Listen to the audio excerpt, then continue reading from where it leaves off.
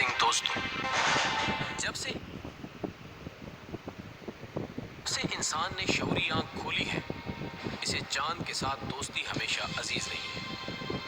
चांद जो कि हमारी ज़मीन से सूरज के बाद सबसे ज़्यादा रोशन नज़र आता है, का हुस्न और खूबसूरती भी हमेशा मज़ाहिर फितरत के दिलदादा लोगों और शायराने अज़ाम के नज़दीक हमेशा एक दिलचस्प इस्तारा रहा है।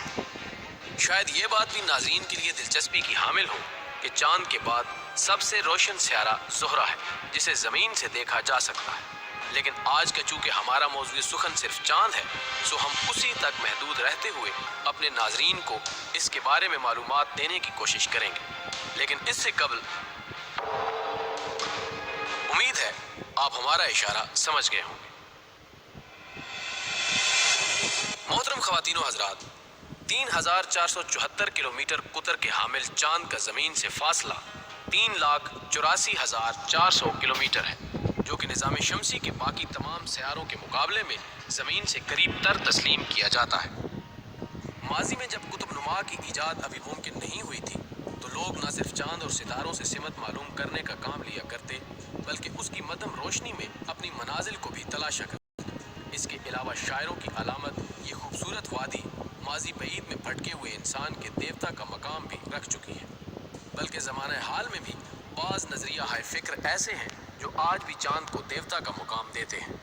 हम समझते हैं कि ये वजाहत भी हमारे नाज़रीन के लिए दिलचस्पी से खाली नहीं होगी कि सोमनाथ का वो मारूफ मंदिर, जिसको महमूद गज़नवी ने फ़तह करते हुए उसके अज़ीमुज्जुस्सा बुत को तोड़ते हुए हिंदू पुजारियों के सामने ये अल्फाज कहे थे कि मैं बुत फरोश नहीं बल्कि बुत शिकन हूँ, कि लफ्ज़ी मानी भी चांद देवता के बनते हैं, जिसका कदीम नाम सोमनाथ यानी चांद देवता हुआ करता था। नाज़रीन, निज़ाम फ़ल्की ख़ानदान के इस नन्हे मुन्ने फ़र्द की जिसामत ज़मीन के मुकाबले में 27% है, जो कि अपने मदार के गिर्द एक चक्कर औसतन 30 दिनों में मुकम्मल करते हुए चश्मे आदम को मुख्तलिफ नज़ारों से रोशनास कराता है।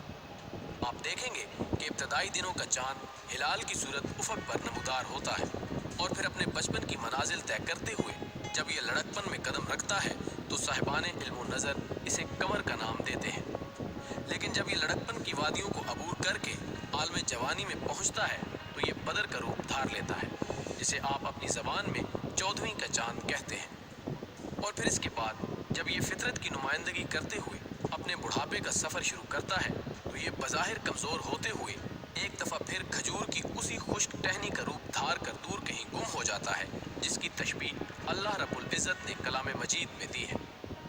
इंसान सदियों से रोशनी की इस अलामत के इस तर्ज़ सफ़र से वक्त को नापता आया है, और यही वजह है कि ना सिर्फ माजी बईद बल्कि लम्हे मौजूद में भी ना सिर्फ हम बल्कि दुनिया के दीगर ममालिक भी कमरी कैलेंडर का सहारा लेते हुए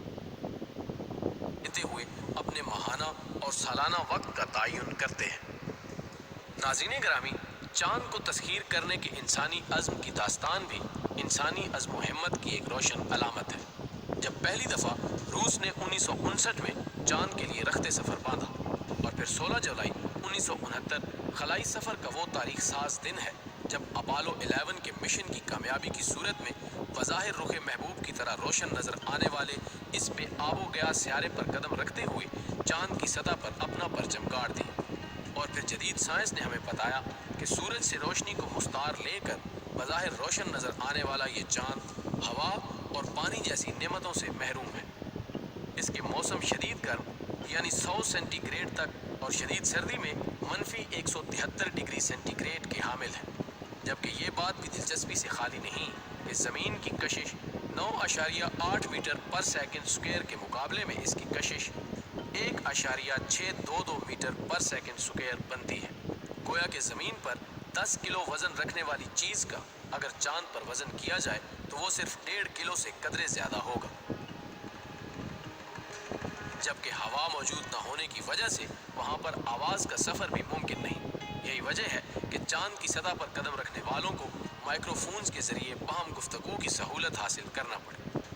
नाज़रीन ग्रामी, चूँकि चांद ज़मीन के करीब तरीन वाक़े है, सो इस वजह से जब ये ऐन आलम जवानी में होता है तो आपने देखा होगा कि ये अपनी ताकतवर कशिश की बदौलत पानी को अपनी तरफ खींचता है, तो समंदर की लहरें मामूल से कई गुना बुलंद होकर एक अजीब और दिलफरेब नज़ारा पेश करती हैं।